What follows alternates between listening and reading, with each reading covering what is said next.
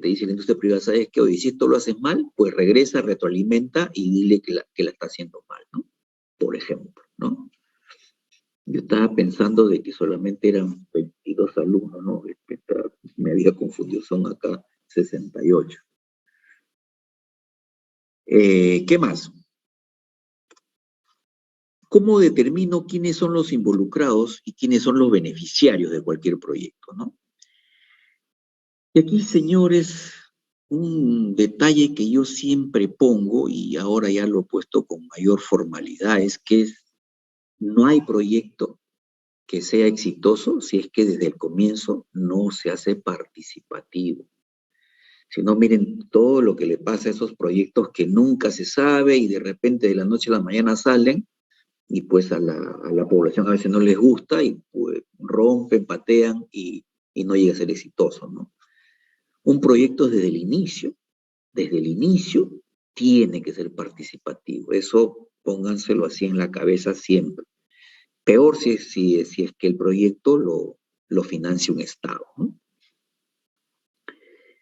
Y aquí pues ustedes tienen que mirar que cada entidad involucrada es muy importante su participación.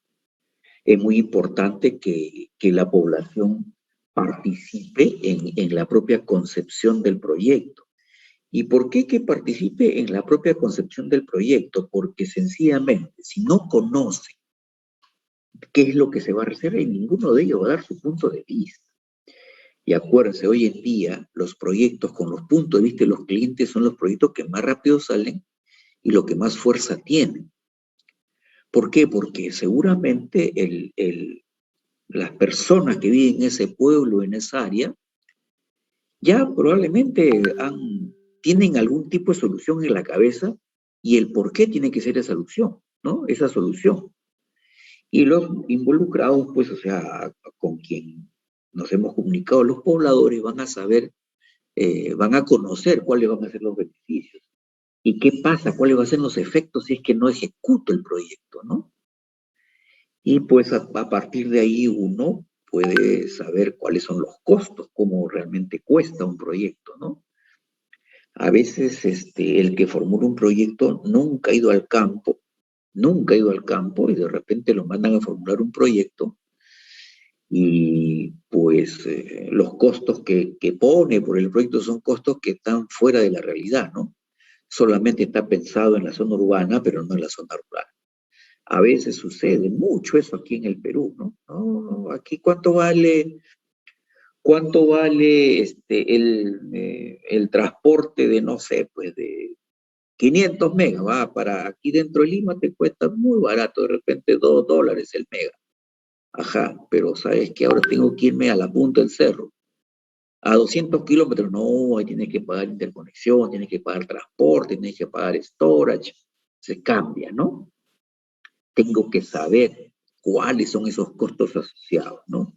Y esos costos están asociados también a la etapa de que uno opera y mantiene la planta, ¿no? Opera y mantiene los equipos que dan el servicio, ¿no? Todo proyecto tiene, tiene que mencionar cuánto conocen y cuánto participa la población. ¿Por qué les digo esto? Se lo digo con conocimiento de causa. Si ustedes no formalizan algún compromiso que se asume con la población, eso en el tiempo les pasa factura. Les pasa factura y muy fea, ¿no? Hasta juicios pueden ir, ¿no?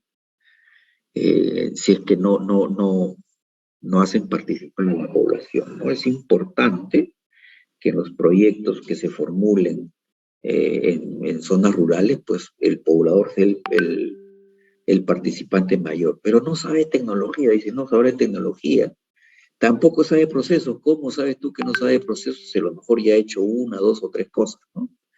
Entonces hay que contar siempre con todos estos personajes de la población que finalmente nos ayudan para poder hacer una buena formalización de los compromisos que se asumen, ¿no?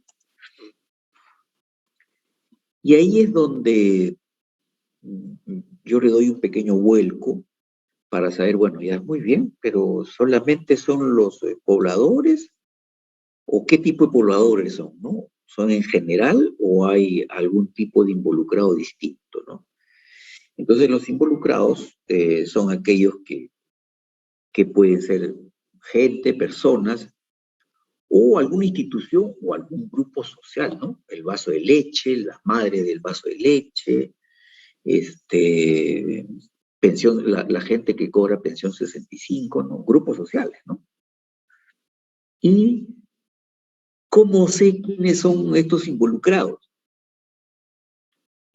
Aquellos que el problema les afecta directamente, o sea, los afectados por el problema, ¿no?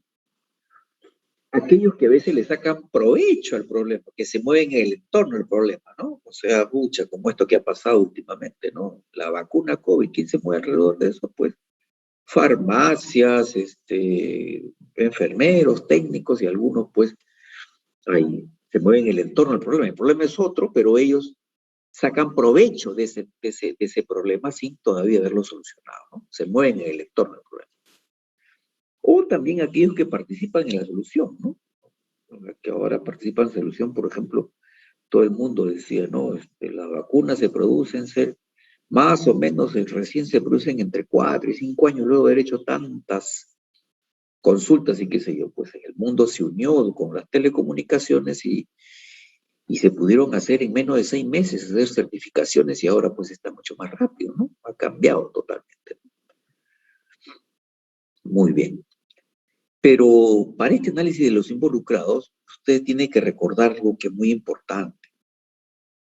Los proyectos o las soluciones con proyectos, aquellos que pues nunca hicimos de que participar el involucrado ni nada colectivo, son proyectos puramente verticales, mandatorios, se van a dar cuenta que esos se caen en el tiempo, ¿no? Y el poblador casi siempre las rechaza, ¿no?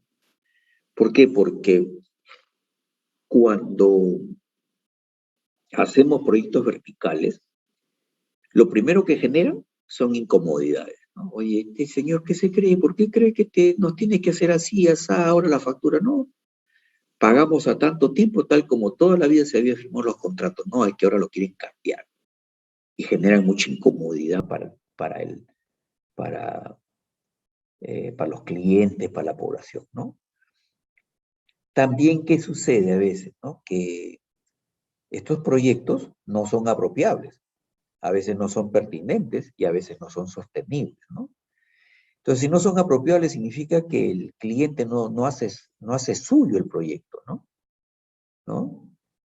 Y no son apropiables porque a lo mejor lo estás poniendo en términos totalmente distintos que no tienen nada que ver con la propia población. Pero no, cuando hacen a veces ese famoso benchmark que quieren comparar un proyecto que se hace en Chile versus Perú, ¿no? No hay punto de comparación, son totalmente distintos, ¿no? Y por último, la pertinencia, ¿no? Si es que es el momento, ¿no? De hacerlo, sobre todo porque hoy en día muchos de los proyectos que se realizan, por ejemplo, en telecomunicaciones, en TIC, son proyectos que ya últimamente requieren algún tipo de sostenibilidad distinta a la que se ofrecía antes, ¿no? Pero desde ya hay algunos de estos proyectos así que no son sostenibles, ¿no? Y entonces, dado que estos proyectos no son sostenibles, hacen que los involucrados se manejen de una manera distinta, ¿no? Entonces, todo eso tiene que estar bien pensado en el análisis de involucrados. ¿Sí? ¿Preguntas? A mí me gusta esto que acabo de ponerles aquí. ¿Sí? ¿Alguna pregunta? No.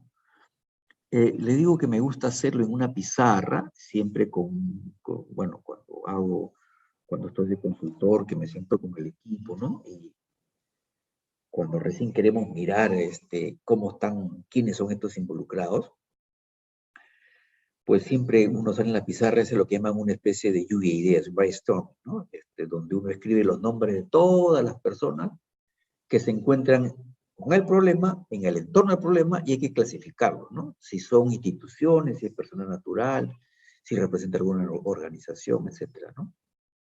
Eh, este es una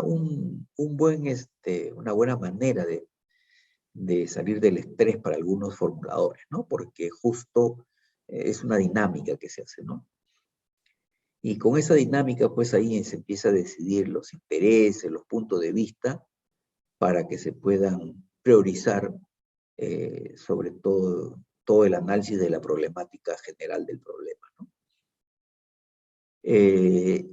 Luego, a veces, algunos colegas tienen algún tipo de interés o tienen algún tipo de puntos de vista que a lo mejor donde van a hacer el proyecto, pues no están del todo convencidos y a lo mejor no se sienten involucrados, ¿no? Algún tipo de institución o alguna autoridad. Más adelante por ahí hay algún ejemplo para donde lo dice, ¿no?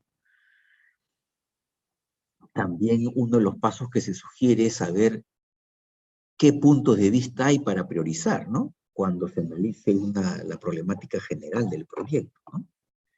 Esto a veces duele decirlo, pero a veces las priorizaciones aquí en el Perú no se hacen desde el punto de vista como debería ser, sino desde el punto de vista de a quién se va a servir, ¿no? Al alcalde, al gobernador, qué sé yo, ¿no? Entonces, la problemática general debe ser única de priorización en todo sentido, ¿no? Eh, Luego, también a la hora que uno hace este análisis de involucrados, otros colegas no lo hacen, pero a mí me gusta hacer un análisis desde el punto de vista del que va a ejecutar la obra, ¿no? Y de ese grupo que ejecuta la obra, pues tengo que mirar qué intereses hay, qué problemas, qué enfrenta, que, si la estrategia tiene algún tipo de interés potencial o si esa estrategia genera conflictos, ¿no? Etcétera, ¿no? Con otros grupos, ¿no? Entonces, no sé si se dan cuenta que estos pasos sugeridos lo que me están diciendo es por dónde tengo que ir, ¿no? Ojo que, y lo pongo al final, ¿no? Que todo análisis de involucrados implica que debo tener una metodología para seguir, para ver qué estamos haciendo, ¿no? Que cómo se está realizando el análisis de estos involucrados, ¿no? Entonces, siempre, a veces aplicar metodologías a algunos, pues les cae muy mal, ¿no? Les sienta como, no les sienta tan bien hacer ese desarrollo. ¿Preguntas? Yo les había dicho, Profesor, una pregunta. adelante, adelante. ¿Los involucrados también pueden ser como que una especie de inversionistas para el proyecto? Por supuesto, por supuesto, por supuesto. Los involucrados, por si acaso, en el argot inglés son los stakeholders. Y los stakeholders son todos aquellos que están con el problema, alrededor del problema o ven tangencialmente el problema, ¿no? Entonces son los stakeholders, sí, hay que hacer ese análisis de stakeholders. ¿Sí? Profesor, ¿Se una entendió? pregunta. Sí, adelante. Profesor, los análisis de los involucrados en proyectos estatales lo hacen, porque a veces siempre cuando hacen un proyecto estatal, siempre hay como que la población sale, ¿no?, en contra de eso. Anteriormente no, antes de hacer el proyecto no, o antes de al menos aprobarlo, no hacen ese estudio de análisis de involucrados y todo eso. Sí, se hace, se hace. Lo que pasa es que a veces, pues, pasan por encima de la población, ¿no? Yo les voy a contar mi historia, ¿no? Cuando se empieza a hacer los proyectos regionales, yo recorrí cerca de 1000 pueblos, yéndome pueblo por pueblo, haciendo reuniones con los APUs, con los gobernadores de cada localidad, con el jefe de los ronderos, para decirle qué significaba poner fibra óptica a sus casas, ¿no? Y es por eso que los proyectos regionales salieron muy rápidamente, ¿no? ¿Por qué? Porque con esto lo que tú haces es enfrentar a los grupos, tener una estrategia para poder llegar, y esos conflictos ya no se te van a dar casi nunca, ¿no? Ningún proyecto regional en su ejecución, hasta que yo sepa hasta el momento, ha tenido problemas con la población. Más bien al contrario. Una vez instalado, cuando ya se sabía que funcionaba, más bien venían alguna horda de vándalos, pero por otra cosa. Y más bien la gente se les enfrentaba, ¿no? Eso me ha pasado a mí, ¿no? Y como alguien decía, como el primer alumno que decía, ¿y por qué no se hacen otros proyectos? Bueno, eso habría que preguntarle a los que formulan esos proyectos, ¿no? sobre todo los proyectos mineros, ¿no? En donde la gente no está muy de acuerdo con eso. Ahora, ¿quién formula ese proyecto? No lo formula el Estado, a lo mejor lo formula un privado, y al privado, pues, hacer los involucrados, lo que ellos se dan cuenta es que tienen un tremendo potencial de rentabilidad, ¿no? Y lo que quieren es justamente arrasar a veces, ¿no? En cambio, el Estado lo que tiene que hacer es tomarse su tiempo en saber si es que lo que el privado te pide como parte de los involucrados, pues está siguiendo cierto tipo de patrón para que los puntos de vista de priorización hagan que se solucione la problemática general que se tiene para el proyecto, ¿no? ¿Alguna pregunta más, jóvenes? Sigo. Esto parece una suerte de querer no hacer mucha transparencia, pero esta transparencia dice mucho, ¿no? Dice, los proyectos de desarrollo ejecutados con los involucrados aseguran dos cosas: pertinencia y pertenencia. Esto es algo muy, muy interesante. ¿Por qué? Por dos motivos. Si ustedes no involucran a la población, o sea, los involucrados, lo primero que tienen ahí de falla es la pertenencia, porque el involucrado no siente suyo el proyecto, ¿no? Para que se sientan suyo el proyecto tiene que haber pertenencia, que te pertenece el proyecto, que es tuyo el proyecto. Pero si no se desarrolla esa pertenencia, pues cae el proyecto, ¿no? Y lo otro es la pertinencia, y allí es donde a veces, no solamente la industria privada, sino también los estados, a veces fallamos mucho, ¿no? Y digo, la pertinencia es una cosa que tú seas pertinente, o sea, que seas oportuno, que seas eficiente, que seas eficaz, ¿no? La pertinencia es eso, ¿no? Lo que pasa es que a veces nos demoramos mucho, ¿no? Miren, si se hubiera desarrollado toda la red dorsal, todos los proyectos regionales, y hubiéramos enfibado ya todo el Perú, estuviera funcionando, el problema de la comunicación para lo de los colegios hubiera sido un balazo. Entonces no hubo pertinencia detrás de las autoridades que decidían, pero sí hubo pertenencia de la gente, o sea, la gente sí quería el proyecto, pero no había pertinencia, no era pertinente desde el punto de vista del Estado porque gestión, dinero, presupuesto, no lo sé, ¿no? Pero no sé si se dan cuenta, ¿no? Entonces, si ustedes van a formular un proyecto, lo primero que tienen que asegurarse es de que los involucrados aseguren que el proyecto sea pertinente y aseguren que el proyecto les pertenece, ¿no? Que lo hacen suyo. ¿Preguntas? Y ahora van a mirar algo que algunas veces yo siempre hago. Esto es un proyecto real, ¿no? Por si acaso. Esto es un proyecto real debe ser del 90 y picos, ¿no? En Tacna, al sur, en Tacna, hay un río que se llama Ilabaya. Y era un río que se desbordaba siempre, siempre, siempre, ¿no? Entonces aquí es donde uno empieza a decir, a ver, ¿quiénes son los primeros involucrados? Ah, los agricultores de los distritos. ¿Quién más? Comerciantes, porque cuando se desborda el río no pueden comercializar, ¿no? ¿Qué más? La junta de usuarios, usuarios de agua, usuarios de chacras, etcétera, ¿no? Si se desborda, pues afecta a intereses. Después, el MEF. ¿Por qué el MEF? ¿Por qué la dirección de programa, ¿no? de presupuesto multianual? ¿Por qué? Ah, dice, por dos motivos. Porque cada vez tienen como 7 proyectos que cada vez que se desborda el río, ellos le tienen que dar plata por emergencia, ¿no? Cuando esa no es la idea, ¿no? Entonces, este señor, por ejemplo, se emocionó cuando vio esto. Dijo, ah, ya, o sea que yo también soy involucrado, claro. Porque ya tú, una vez que esto se desarrolle, tú le das plata para que se desarrolle el proyecto, como Ministerio de Economía y Finanzas, pero ya no te va a volver a pedir más por los desbordes del río y la valla. Entonces me acuerdo que se hizo un recuento y había como cerca de, en el lapso de 10 años había entre 13 y 14 desbordes, pero gigantescos, ¿no? Que hacía, impactaba en comerciantes, en usuarios, etcétera, ¿no? En defensa civil, y Lavalle es un distrito y que pertenece a la provincia de Jorge Basadre, ¿no? En tal.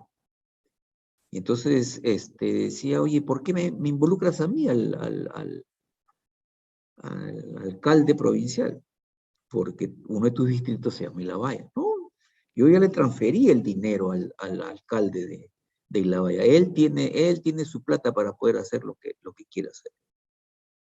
Entonces no sé si se dan cuenta que ahí ya sabes que este involucrado te va a echar palo siempre, ¿no? Luego el gobierno regional también, ¿cómo lo verá? Si a lo mejor no lo ve bien, qué sé yo, más adelante vamos a mirarlo, ¿no? Y las empresas de transportes, oye, ya no necesito esperar 5 horas ni 6 horas para salir de viaje, ¿no? Porque cada vez que se desbordaba el río, pues las empresas no podían pasar. Bueno, agricultura también, que ahora más adelante van a ver, y muchos agricultores de los distritos vecinos. Entonces, ya tienes esto, ahora dices, bueno, voy a armar la matriz, ¿no? Aquí hice mi mapa y ahora la matriz. Siempre haganse esto como un brainstorm, ¿no? Esta matriz de involucrados, tú pones en una columna los involucrados, en otra columna los intereses que tiene cada involucrado, y en la última columna hay que poner el sustento del por qué tus intereses son de tal o cual forma, ¿no?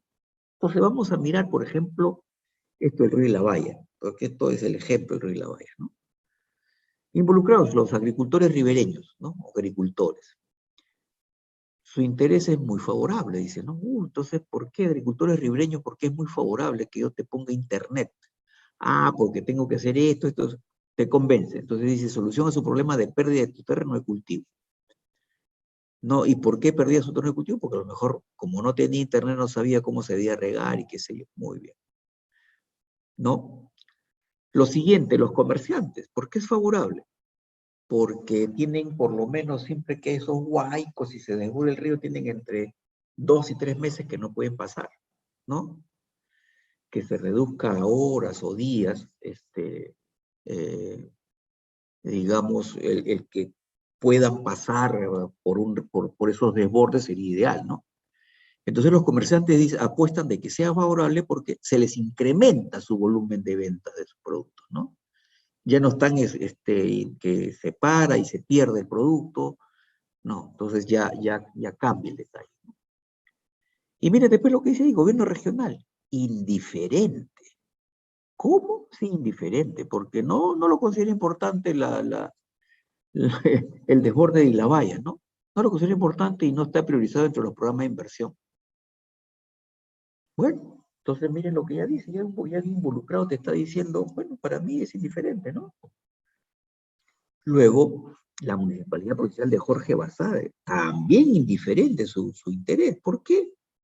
Porque considera que el alcalde, la municipalidad distrital de La Bahía tiene suficientes recursos para hacer frente a su pandemia. Entonces, oye, allá tú defiéndete, compadre, no me llames a mí, ¿no? Eso es lo que está diciendo el de la provincia, ¿no? El alcalde provincial. Luego el alcalde distrital de La Bahía, ¿no? Dentro de lo que,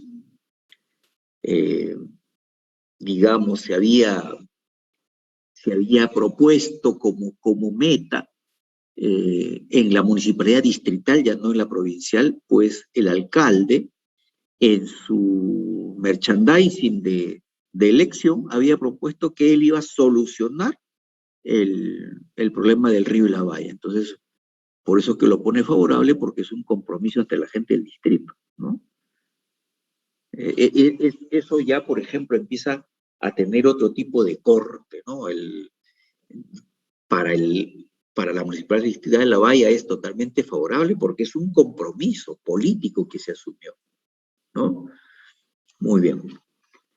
Luego viene Defensa Civil y dice es favorable porque atiende menos situaciones de emergencia por desborde, ¿sí? Pues, o sea, ya tú sabes de que el río va a venir en tal o cual fecha, Lo único que hace es sacar a las personas para que no se fastidien y entra defensa civil, ¿no? Entonces, pero si no va a haber, entonces hay menos atención a esa situación de emergencia por desborde, ¿no? Ya no sé si se dan cuenta que ya la materia de involucrados se ha abierto totalmente, ¿no? Después mire lo que dice transportistas, favorable, ahorro de tiempo de traslado, persona y carga, claro, ¿no? ¿Qué más? La Dirección Regional de Agricultura y Administración Técnica del Distrito de Riego de Locumba, favorable. ¿Y por qué favorable? Porque empieza a manejar los recursos hídricos, ¿no? Wow, ha encasillado el río y ya sé cómo distribuirlo. Por lo tanto, pues sí me es favorable, ¿no? Pero mire lo que dice eso dice una dirección, pero mire lo que dice el ministro de Agricultura a través del proyecto especial titulación de tierras, ¿no? Es desfavorable, dice, ¿no? No, está loco, ¿no? Me das más chamba porque cada vez de que hay desbordes, pues la tierra está ahí, ¿no? Pero la Dirección de Agricultura dice, oye, ¿sabes qué? Como ya tengo mejor oferta de recursos hídricos, ya empiezo a conservar recursos naturales. Entonces, tengo que chambear más, dicen pues, los de agricultura, ¿no? Y entonces, como tengo que chambear más, y eso no me es favorable a mí, por lo tanto lo pongo desfavorable, ¿no? Eso hicieron la administración técnica cuando le fuimos a preguntar, ¿no? Pero ahí mismo hay un proyecto especial que se llama de titulación de tierras, ¿no?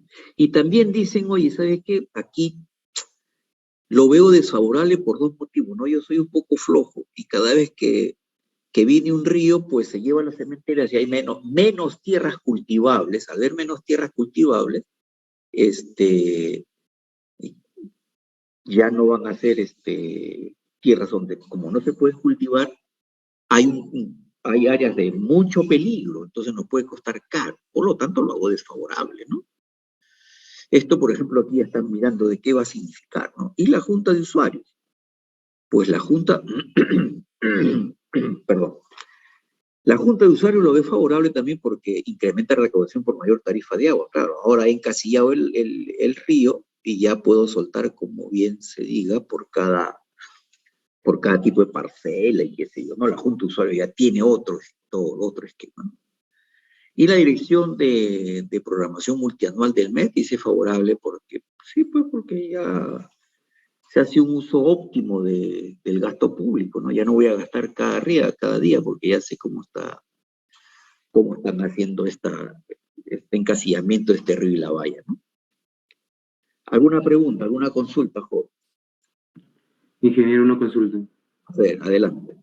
Si hay quizá uno más de un punto donde los intereses son desfavorables, ¿eso puede afectarlo más adelante a que se termine dando o no el proyecto? O... Por supuesto, ahí se hace la famosa matriz de riesgo, ¿no? O sea, ¿cuál es el riesgo que corre en esa cosa desfavorable? Por ejemplo, aquí seguramente la matriz de riesgos sale este Ministerio de Agricultura y sale este gobierno regional y la municipalidad distrital de Basadre, ¿no? Eso seguro deben salir como parte de la matriz de riesgo, ¿no? Ah, dice este de aquí, ¿por qué?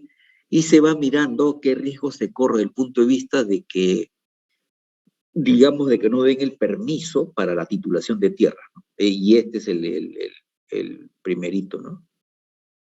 No sé si se entendió. Sí, ingeniero, gracias. Ok. ¿Alguna consulta adicional? Profesor, los que tienen intereses indiferentes, ellos ya salen del proyecto. No salen de proyecto, al contrario. Todos aquí entran en el proyecto, todos. Lo que sucede es que se hacen indiferentes desde el punto de vista de que no quieren distraerse porque a lo mejor tienen otros proyectos fuertes, grandes y pues no se quieren involucrar, ¿no? Allá, que como dice el de Jorge Basadre, ¿no? Dice, ya y la valla tiene sus suficientes recursos para hacer por ciento de problema, que él vea cómo va a encasillar al río y la valla, ¿no? Que él vea cómo va a hacer que no se desborde. Plata hay, si necesita que avise, nomás dice casi siempre, ¿no? Por eso se hacen a veces indiferentes, ¿no? Pero no hay que sacarlo del proyecto, no se saca. ¿Más preguntas? Ok. Entonces, señores, lo que hasta el momento hemos hecho es hacer una especie de diagnóstico, ¿no? Hemos hecho una especie de diagnóstico con toda esta cuestión de la matriz involucrada, los mapas, qué sé yo, ¿no? Entonces, lo que vamos a empezar a mirar es, oye, pero esto no es otra cosa que el diagnóstico. A ver, vamos a mirar.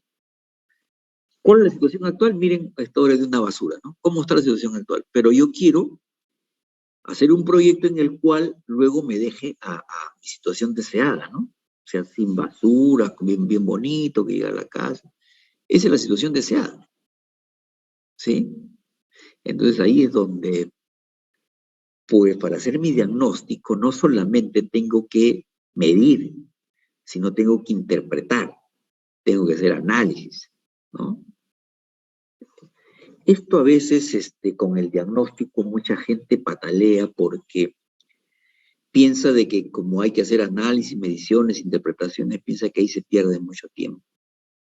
Pero no es así, ¿no? Esto es mandatorio hacer este diagnóstico, ¿no? Ahora, luego de que uno ha identificado en el diagnóstico de qué va el problema, uno lo que siempre tiene en mente es que esas causas y esos efectos me van a servir finalmente para orientar y planificar mi solución en el tiempo. A lo mejor me da, no sé, pues la situación deseada más de lo que yo había esperado, ¿no? Y eso no es otra cosa que las propias soluciones, ¿no? Entonces, esta parte del diagnóstico es una parte bastante esencial, ¿no? ¿Alguna consulta, jóvenes? Le pido sí, entre 5 y 8 minutos para tomarme un agua porque me está doliendo la gargantita. ¿Sí? ¿Les parece? Jóvenes, Sí, ingeniero. 5 minutitos. Gracias.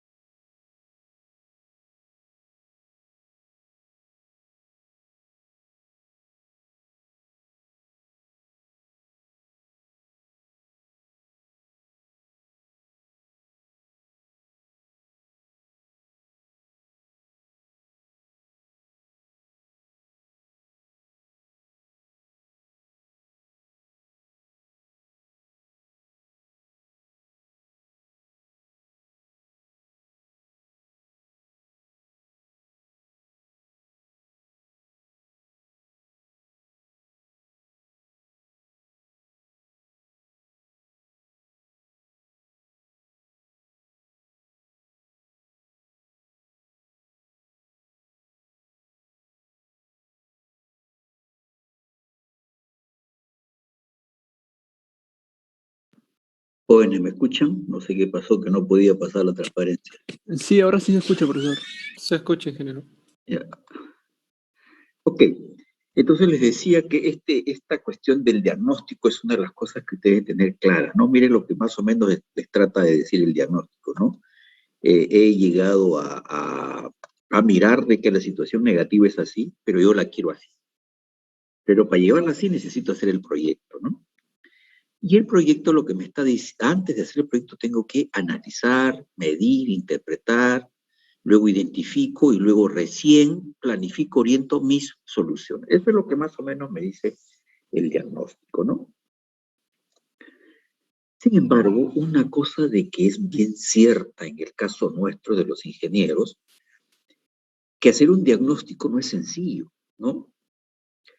Entonces yo he tomado el ejemplo de la parte de los médicos.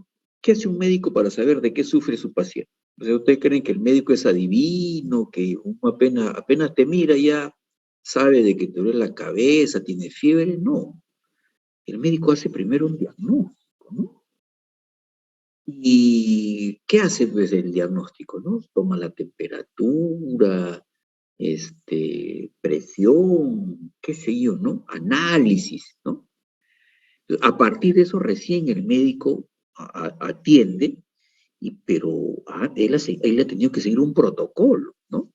¿Se acuerdan ustedes que Cali cuando llega a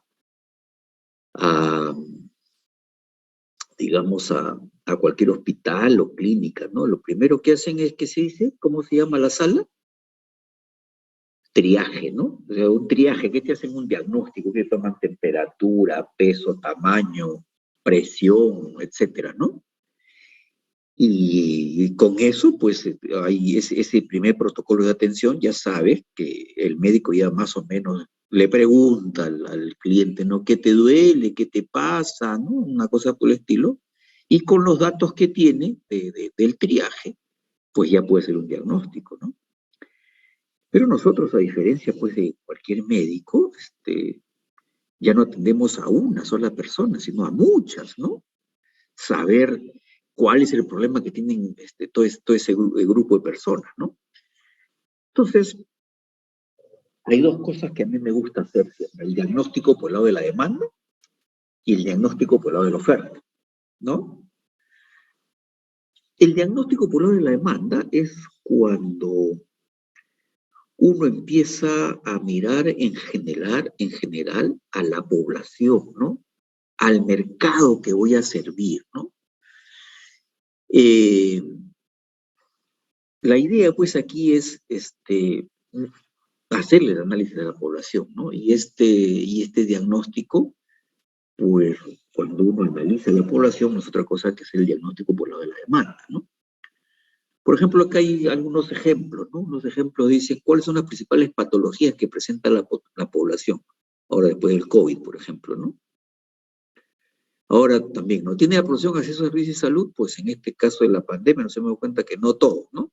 Hay algunos, ¿no? Sin embargo, como esto es la pandemia, todos tenían acceso al servicio de la salud, ¿no? Entonces, los problemas que uno desarrolla o que uno tiene son problemas que finalmente, pues, calan en el hondo de lo que significa hacer el diagnóstico, ¿no? Entonces, la gente siempre que se realiza un diagnóstico, lo mejor que se puede hacer es conversar, ¿no? Hay que visitar el campo, hay que preguntar, ¿no? Pero una cosa que yo siempre les he dicho a todos los que han trabajado conmigo es que cuando uno vaya a hacer un diagnóstico, no genere expectativas, ¿no? Uno solamente pregunta y analiza la información, ¿no? Y a veces generan expectativas, los famosos candidatos, ¿no? Los candidatos a un congreso, a ser presidente de la República, ¿no? O sea, lo primero que hacen es ofrecer, ¿no? Cuando lo que tú tienes que es conversar y saber cuál es la problemática, pero no generar expectativas que le solucionas mañana, ¿no? Yo les cuento, por ejemplo, en mi época, y seguramente al profesor Troncoso les debe haber contado, una anécdota bien interesante, ¿no? Estaba el presidente Toledo y su pueblo, Cabana, no tenía telefonía, ni fija, ni móvil, ¿no? Era un desastre, pues, llegar a Cabana, ¿no? Se demoraba un montón de tiempo. Lo primero que hizo fue hacer carretera también, por si acaso, para su pueblo. Y a Telefónica, yo todavía trabajaba en Telefónica, le dijo, mira, yo quiero el servicio telefónico en 15 días máximo, ¿no? Entonces, imagínense, en 15 días, ¿qué hacemos, no? Y el encargo le fue al ingeniero Troncoso, con esa época era el gerente de larga distancia de Telefónica, y lo hizo en 15 días, por supuesto, pero es que el candidato había generado expectativas, ¿no? Su propia gente ya se le estaba subiendo a la cabeza. Entonces, ese es el problema cuando tú generas expectativas.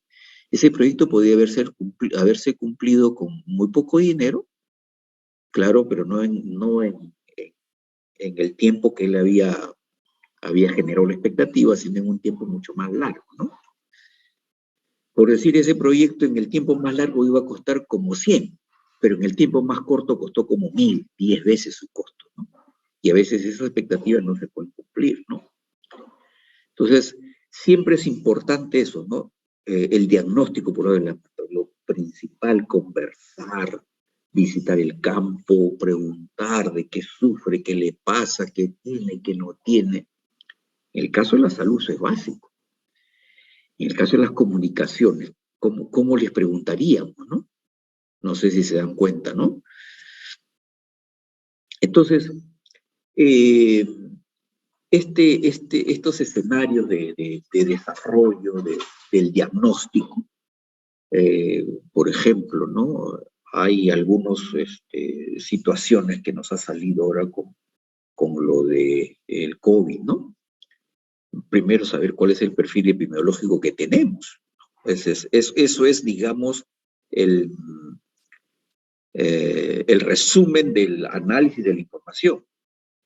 Pero lo que estamos haciendo, la pregunta que hacemos era cuáles son las principales enfermedades. A partir de ahí, armamos el perfil epidemiológico, ¿no? Ahora recién se sabe de que eran primero los viejitos, de esto, ahora los DAO, qué sé yo, ¿no? Ya tienes toda una cuestión estructurada. Pero si no has hecho ese diagnóstico, pues cualquier cosa te puede pasar, ¿no?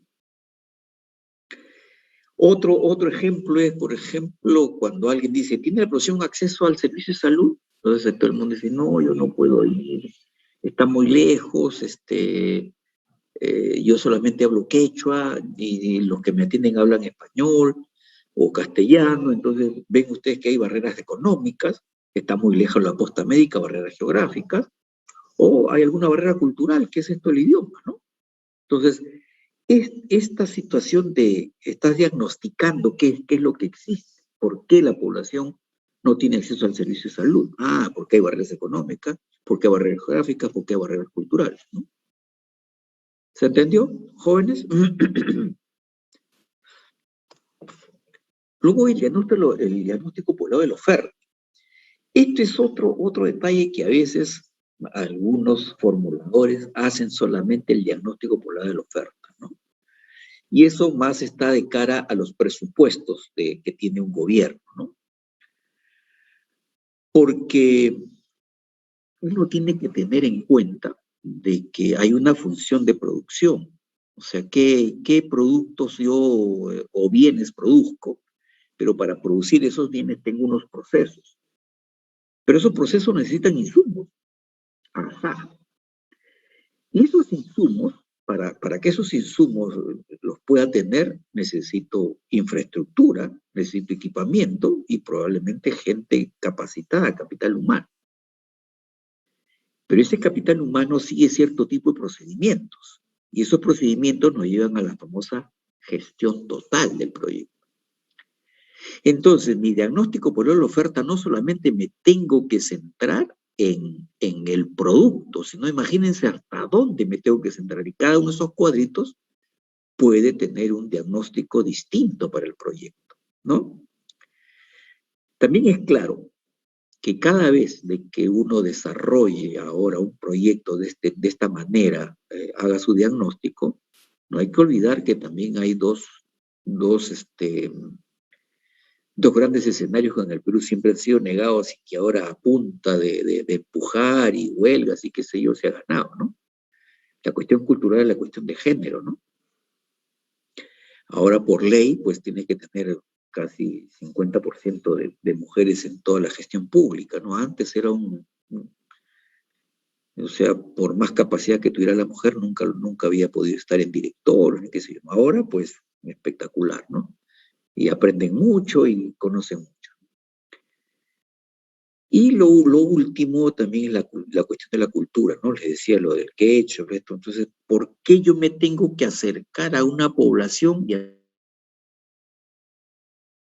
qué mejor yo no les hago el spot en quechua o en aymara, ¿no? Entonces, también tengo que mirar mi cultura. No debemos ser tan quisquillosos en lo que significa nuestra cultura. Al contrario, hay que hacer un apoyo total, ¿no? Esta última frase de que nosotros tenemos un buen diagnóstico, ya el trabajo avanzado es más de casi el 50% del trabajo, ¿no? Eso es una verdad a todas luces, ¿no? Si ustedes a la hora de hacer su tesis de grado, su proyecto de fin de carrera, no hacen el diagnóstico, les aseguro que la tesis se cae sola en la presentación, ¿no? Hay que hacer un buen diagnóstico de lo que se va a realizar.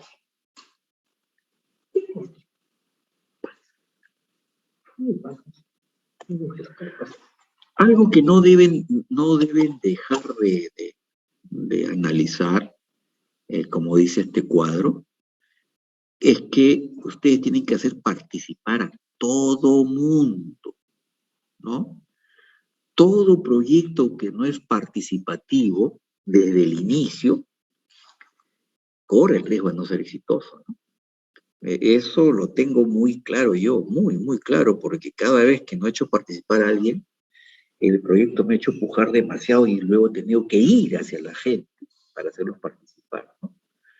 Tiene que ser participativo no solamente con el personal que labora, sino con el personal a quien voy a servir, a quien voy a darle servicio, o con el personal que está por encima mío, con los decisores, ¿no? Los que toman decisión. Pero también debo tener en cuenta que diagnosticar no solo es recopilar, ¿no? Diagnosticar es interpretar la información que yo recopilo y luego sacar algún tipo de resumen o conclusión de esa información. ¿Preguntas hasta aquí? Sigo. Yo lo que he hecho es darle poniendo en palabras qué significa la identificación, ¿no? ¿Y por qué les digo esto? Porque siempre tenemos el problema de la determinación de los objetivos centrales. Siempre tenemos esa dificultad en muchos de los alumnos, ¿no? No saben cuál es el objetivo que tiene su proyecto, ¿no? Porque una vez que, acuérdense que yo les digo que ya tienen el objetivo de su proyecto, se supone que ya pueden plantear alternativas de solución para alcanzar esos objetivos, ¿no? Entonces esto también es básico. Entonces, ya ahora sí, yendo al meollo del asunto, el diagnóstico debe incluir, para mí, para mi gusto, 5 grandes puntos, ¿no? Primero, los antecedentes. O sea, ¿por qué se motiva el proyecto? ¿Quién es el que está encima del proyecto? ¿Por qué se hace el proyecto? Y esos antecedentes, pues, no solamente es el problema, ¿no? Sino por qué se motiva, cuál es la motivación del proyecto, ¿no? ¿A qué se debe esa motivación? ¿Por qué se tiene que hacer el proyecto, ¿no? Esto es clave, los antecedentes, ¿no? Por eso siempre se dice que cuando alguien empieza a trabajar en un proyecto, si no sabe los antecedentes del problema, la tiene muy verde, la tiene muy cruda para poder desarrollar el proyecto. Lo segundo es saber ¿En qué zona? ¿En qué población? ¿No? Hay que hacer determinativos. O sea, si voy a abarcar todo el Perú, pues es todo el Perú. Si voy a abarcar solo una región, es solo la región. Pero me circunscribo a eso, ¿no? Si voy a hacer una provincia, una provincia. Si voy a hacer un distrito, un distrito. Si voy a hacer un poblado, un poblado. O si voy a hacer a lo mejor una urbanización, me circunscribo a esa zona y población afectada. No puedo ser muy generalista ahí, ¿no? Luego, algo que también es muy importante que ustedes lo tengan en el diagnóstico es qué tan grave es la situación que ustedes intentan modificar con el proyecto, ¿no? Si es muy grave la situación o extremadamente grave, hay que actuar inmediatamente para que el diagnóstico sea lo más rápido posible, ¿no? También alguna vez se comentaba, dentro de todos los cánones de los que formulamos, es que siempre en la mayoría de estos lugares donde se va a desarrollar un proyecto, ya ha habido intentos anteriores de solución. Hay que buscarlos, ¿no? ¿Cuáles han sido los intentos anteriores de solución? Por el intento anterior de solución, pues nunca hubo. ¿Está seguro que nunca hubo? ¿Qué quería poner usted? Yo quería poner internet, pero solamente hubo televisión por cable. Entonces, sí ha habido intentos anteriores. No, pero televisión por cable. Inmerso detrás de eso seguramente estaba más servicios, y uno de esos servicios era internet, ya está, ¿no? Y, señores, no olvidarse de los intereses. Cada grupo involucrado tiene intereses. ¿Se acuerdan que hemos visto estos intereses en lo del Río y la Valla? Igualito en cualquiera de sus proyectos, ¿no?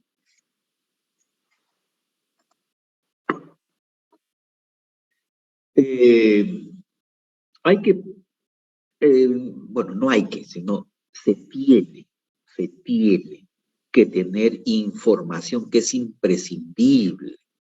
Y esta información casi siempre es una información estadística. Y esa información estadística tiene que ser la pertinente, la que realmente se necesita. Si voy a hablar de todo el país, seguramente es una información generalizada. Si voy a hablar de un distrito, a lo mejor es local. O a lo mejor si voy a hablar del sector agricultura, es un sector, es sectorial, ¿no?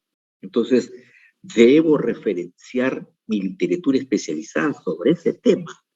¿De dónde estoy sacando la fuente de información para diagnosticar un problema, ¿no? Y aquí venimos, ¿no? Con lo que vamos a desarrollar, lo que hemos puesto esos 5 casos, ¿no? 5 maneras, ¿no? Los antecedentes, ¿no? ¿Por qué se genera la propuesta de este proyecto, ¿no? Y aquí pues suele estar siempre, muchas veces algunos lo toman a mal, pero estos principales motivos están con la observación de la propia realidad. A veces problemas particulares de alguna población o de alguna zona, o la solución a un problema particular a lo mejor se hace explícita por la propia población, ¿no? Te lo gritan al oído, ¿no? En marchas y qué sé yo, ¿no? Y pues se supone que si te han llamado para el proyecto es porque ya de una u otra manera ya se sabe de que las autoridades están tratando de llegar a algún tipo de meta en el sector, en la localidad, en la región o en el poblado en donde está trabajando, ¿no? ¿Se entendió? Sí, profesor. Ahora, siempre hay que definir cuáles son esas características negativas que se intentan modificar, ¿no?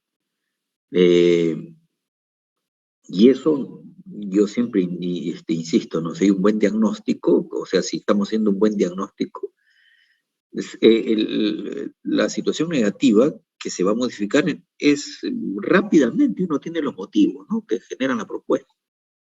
Pero de todas maneras, yo soy de la idea de siempre hacer más indagaciones profundas sobre lo que nos han dicho, ¿no?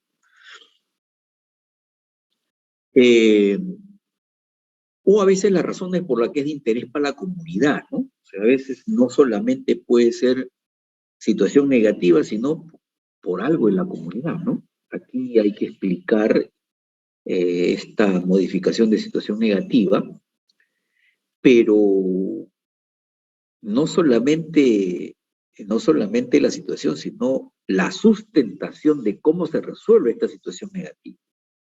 No porque cada poblado, cada lugar es totalmente distinto en cuanto a beneficios, ¿no? Entonces, de eso se trata también como razones, ¿no? Otra dice la explicación de por qué es competencia del Estado para resolver dicha situación. Ajá, siempre es el Estado no me pone internet y qué sé yo. Los congresistas bien bacanes dijeron que el Estado es un derecho, perfecto. Y ahora le vamos a poner que sea 70% de seguridad, ¿no? Perfecto, ¿no? Y la pregunta que han hecho, ¿cuáles son esas razones para que el Estado se haga cargo de eso, ¿no? ¿Por qué la industria privada no lo puede hacer, ¿no? Entonces, eso también, esa explicación también es bueno mencionarlo, ¿no? ¿Por qué es bueno mencionarlo? Porque una cosa es desarrollar un proyecto para una persona en específico, que puede ser un vacilón, y otra cosa puede ser, digamos, hacer el caso completo de condiciones para mirar si es que los proveedores me pueden hacer o no el proyecto, ¿no? O sea, estoy tratando de explicar la competencia del Estado dentro del punto de vista, a lo mejor, presupuestal, ¿no? Si, por ejemplo, quiero iluminar una vía, eso no es imprescindible. Pucha, todos los días hay denuncias de que por ahí robaron a la gente porque no hay iluminación, ¿no? Entonces no sé si se dan cuenta que esas condiciones a veces se hacen muy difícil que el operador privado, el inversor privado trate de entrar, ¿no? Por más que le des a veces el oro y el moro y no te entran, ¿no?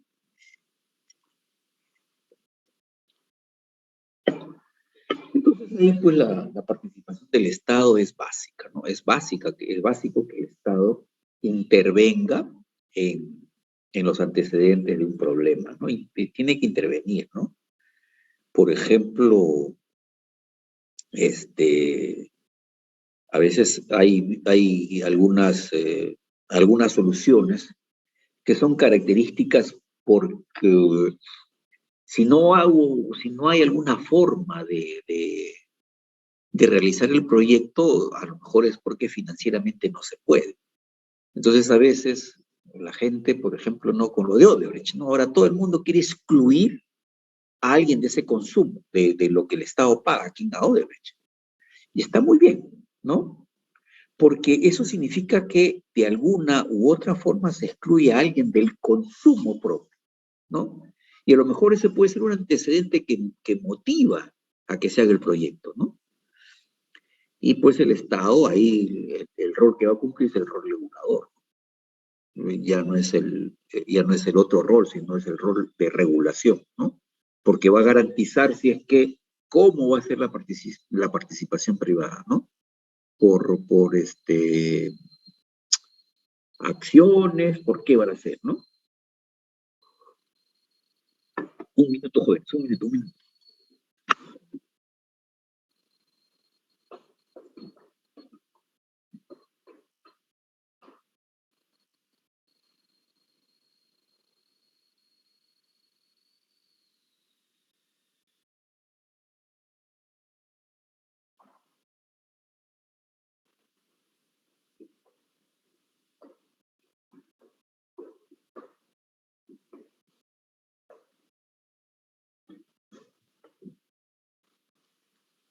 Estaba saliendo mi perrita, perdón.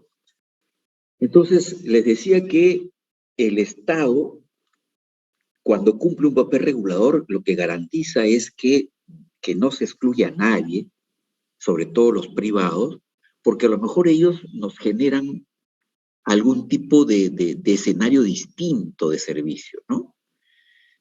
Esto se da mucho en carreteras, ¿no? Se da bastante en carreteras, y en carreteras, pues, los famosos peajes que sirven para pagar las carreteras. A veces el que invierte es el privado y se cobra con los peajes, ¿no? Luego, vemos cuál es la gente y cuál es la zona que está afectada por el problema, ¿no? Aquí siempre es importante hacer la división geográfica, ¿no? De cómo se va a resolver el problema y estimar la población inmersa, cuál es la población total, cuál es la población afectada y cuál es la población que no está afectada a veces, ¿no?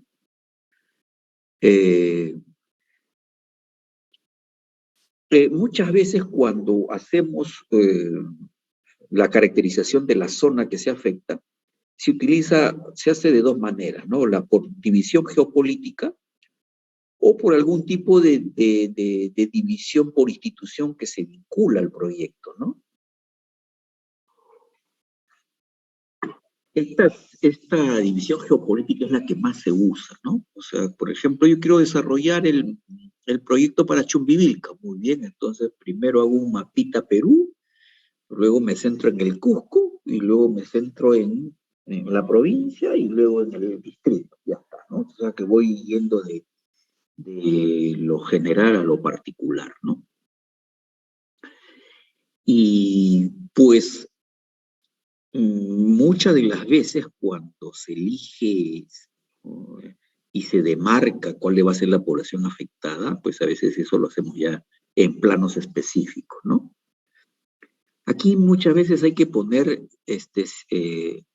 si es que las poblaciones están inmersas en algún tipo de riesgo, ¿no? Por más servicio que le queramos poner, a lo mejor pueden estar inmersas en algún tipo de riesgo, ¿no? También cuando miramos la población, muchas veces también hay que separarlas por grupos sociales, ¿no? Me estoy acordando, por ejemplo, no hace mucho, aquí en Cantagallo, a los ayánicas, ¿no? ¿Cómo que hay ayánicas en Cantagallo? Sí, se vinieron, pues, y fue un grupo que se asentó cerca al río, porque ellos han estado acostumbrados siempre a estar cerca de un río. Se asentaron cerca al río y ahí tomaron Cantagallo, ¿no? El asunto era cómo ponerle un servicio, primero sanitario, luego de luz y después comunicaciones, ¿no?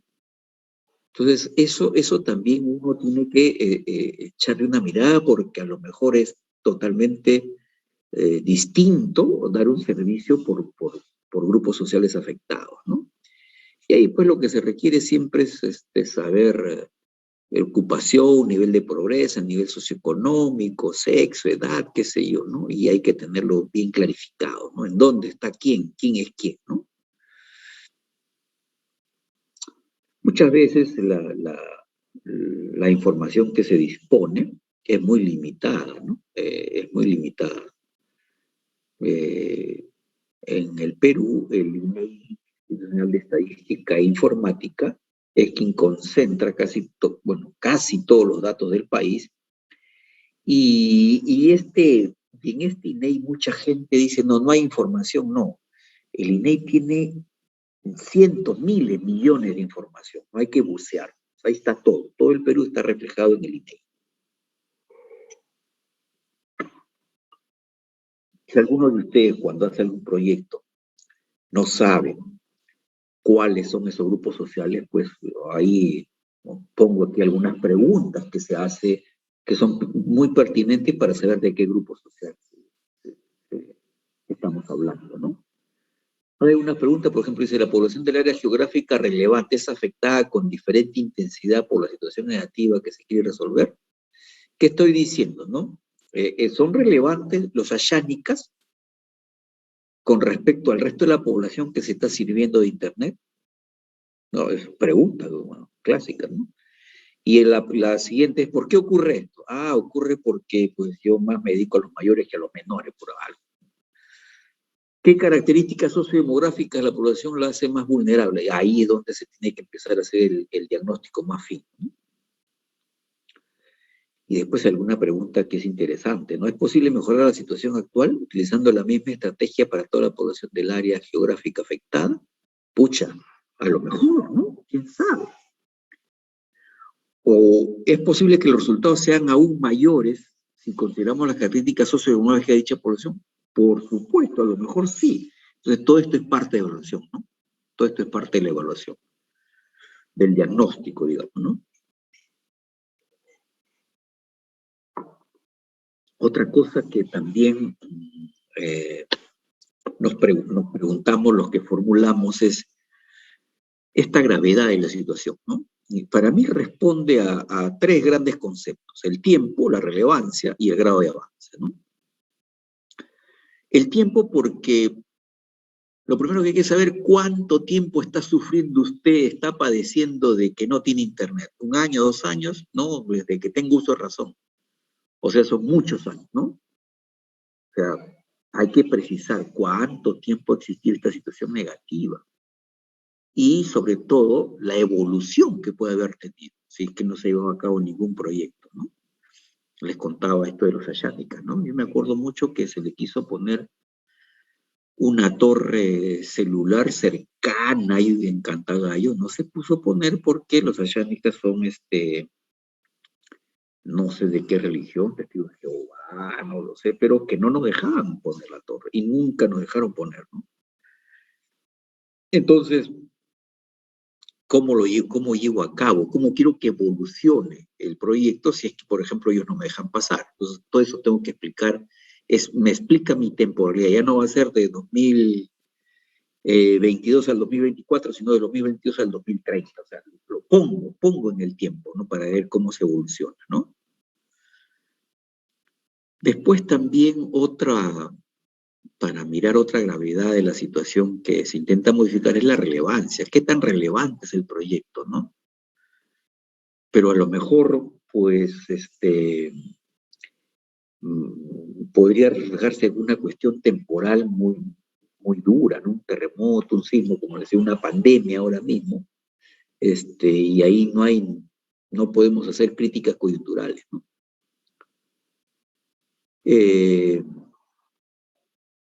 También es cierto que cuando uno tiene tiempo y tiene relevancia en la estructura permanente, es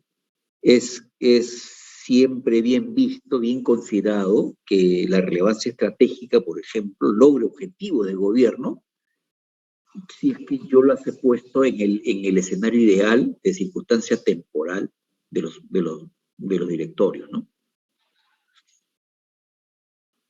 El grado de avances es otro de los parámetros que también me gusta mirar, ¿no? Y este parámetro es el más clásico, ¿no? Aquí hay que expresar en porcentaje cuánto estoy avanzando. Siempre muchos de los que miran alguna formulación empiezan a hablar del grado de avance que a veces y ahora se hace de forma automática, ¿no? Para algunos equipos, etcétera, etcétera, ¿no? El grado de avance siempre se tiene que presentar en forma cuantitativa, porcentajes, números, cantidades, ¿no? Y también puede ser en forma cualitativa. En forma cualitativa, pues lo que nos lleva a pensar es que se está haciendo algún tipo de documento único que exprese algunas ideas claras, ¿no? ¿Sí? Jóvenes, no se me duerman, ¿eh?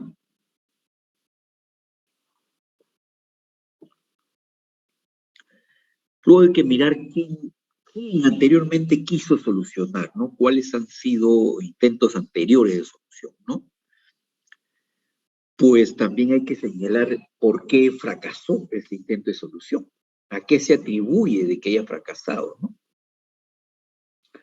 Esto hay que mirarlo mucho a los intentos de resolución. A veces alguien me ha querido poner, por ejemplo, coaxial y dijo, no, ya vino la fibra y bajó el coaxial y ya no tuvo televisión por cable para nadie, ¿no? ¿Sí? Eso también, como parte de los intentos de resolución, tiene que mirarse, ¿eh? Y lo que habíamos visto, por ejemplo, en esto de la valla, ¿no? Los intereses de los grupos individuales.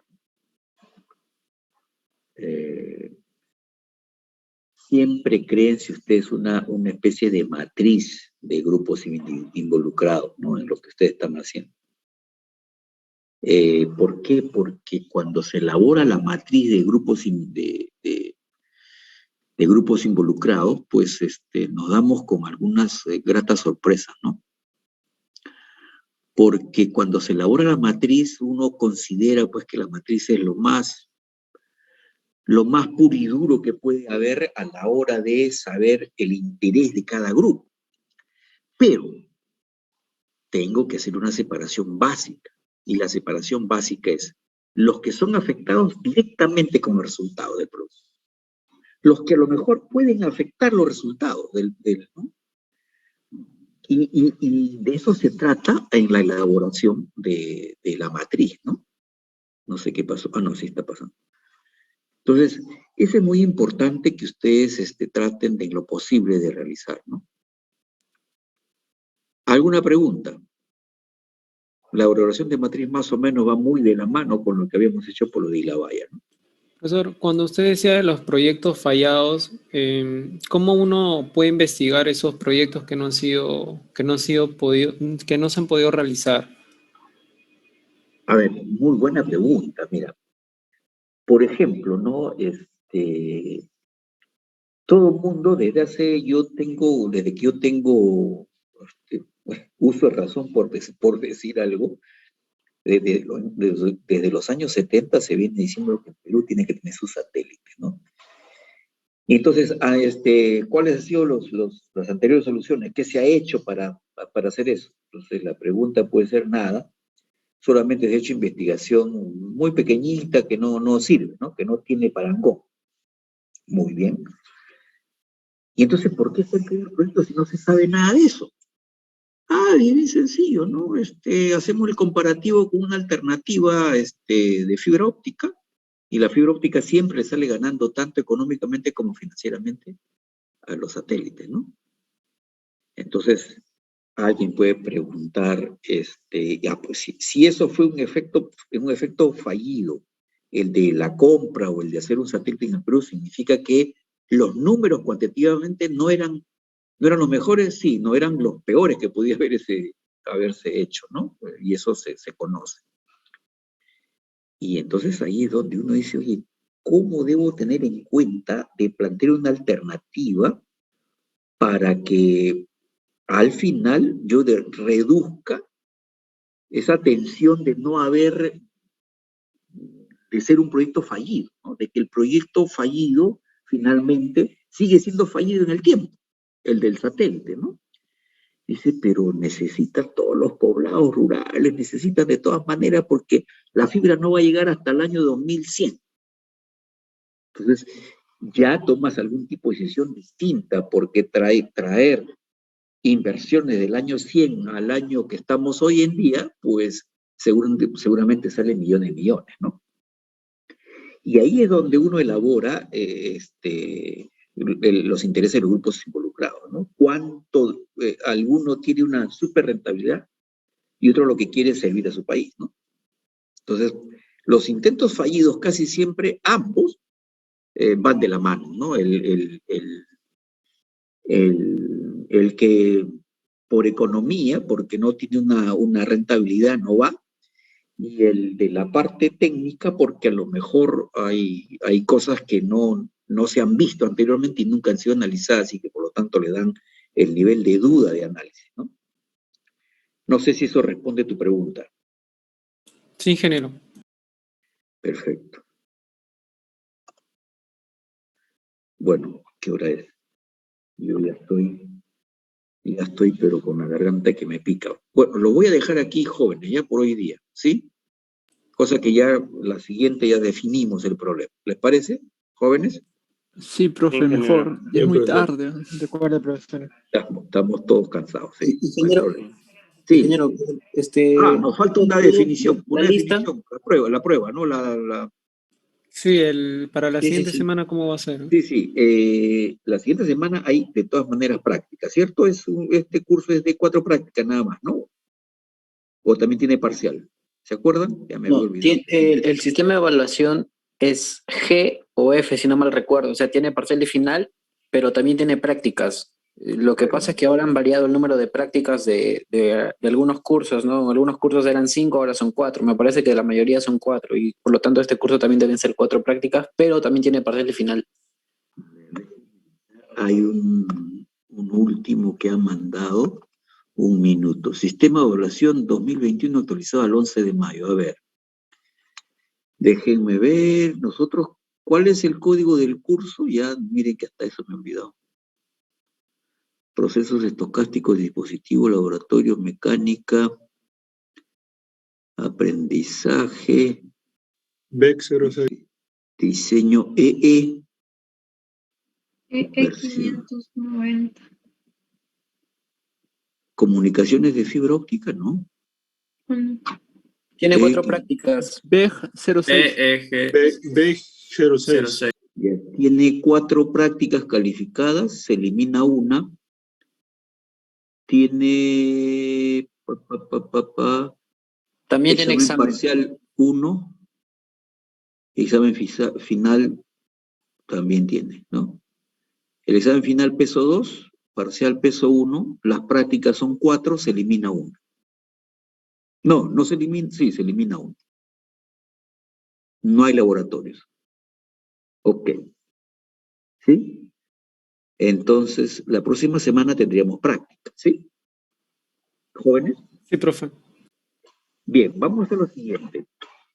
Ustedes son 68 alumnos. Va a ser una tranca calificar uno por uno. Bueno, igual voy a tener que hacerla, pero voy a mandar un trabajo.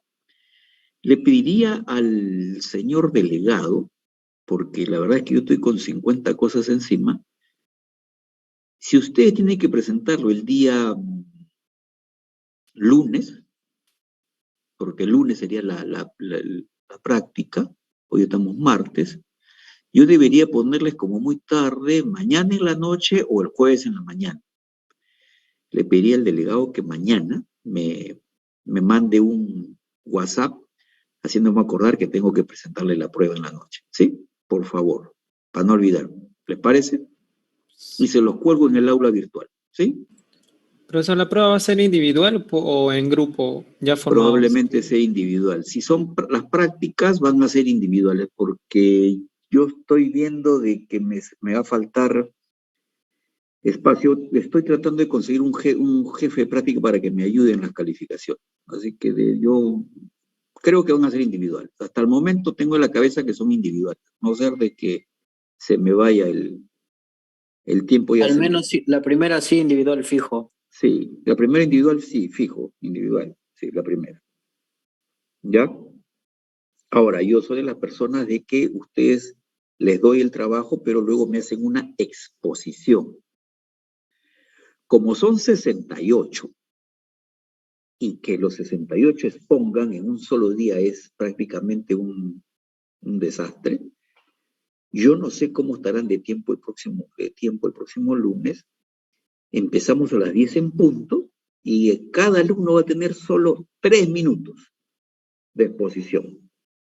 ¿Sí? Eso lo voy a poner en el aula virtual, cuáles son las condiciones de presentación. Seguramente tienen que presentar en Excel, en Word y en PPT. ¿Sí? ¿Estamos de acuerdo, jóvenes? Me voy a demorar un montón en calificar, pero igual voy a tener que hacerlo para que sea la cuestión individual. Ojo, es muy probable que si yo ponga un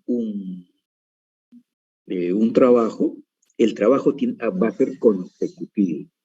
Si alguno falta, no es un problema mío después, porque a lo mejor yo pongo que él va a hacer Cajamarca este mes, esta primera práctica. La siguiente va a seguir siendo Cajamarca, pero sobre lo que hizo anteriormente. Y la siguiente también será Cajamarca sobre lo que hizo anteriormente. Si es que no estuvo en una de las prácticas y no tiene hilación, lo siento mucho, pero esa práctica puede estar anulada, ¿no? O puede ser 0, porque no tiene la anterior parte, como tiene que haber tenido la base de datos anterior que ha tenido que ir desarrollando. No sé si me van entendiendo. Jóvenes. ¿Jóvenes? ¿Se entendió o no? Sí, se entendió. Listo, perfecto, entonces ya estamos. Entonces, aquí sí, justo aquí dice eso, ¿no? Ya está. Muy bien. Entonces, no sé si hay alguna... Profesor, entonces la primera práctica va a ser exposición. La primera práctica, ustedes igual, no solamente es exposición, tienen que presentarlo. Acuérdense que estamos con acreditación, tiene que haber evidencia. La evidencia es que presenten el trabajo y lo presenten en el aula virtual. O sea, tienen que colgar el archivo del Word, el PPT y el Excel que han trabajado. Todo se tiene que poner. ¿Sí? Porque si no es así, pues estamos mal ahí, ¿no? ¿Sí? ¿De acuerdo, jóvenes? Sí, profesor. Listo, entonces, sin más preámbulo, pues yo por hoy lo finalizo. ¿Les parece? Entonces no se olvide el delegado de hacerme acordar, porque pues, yo mañana tengo una call conference a las 5 de la mañana con Corea, así que ya se imaginarán que no me va a faltar tiempo para dormir, ¿sí? Muy bien, cuídense mucho, y ya nos estamos mirando el próximo lunes en la práctica, ¿sí? Ahí voy a poner las condiciones de la práctica. ¿De acuerdo? ¿Qué, profesor?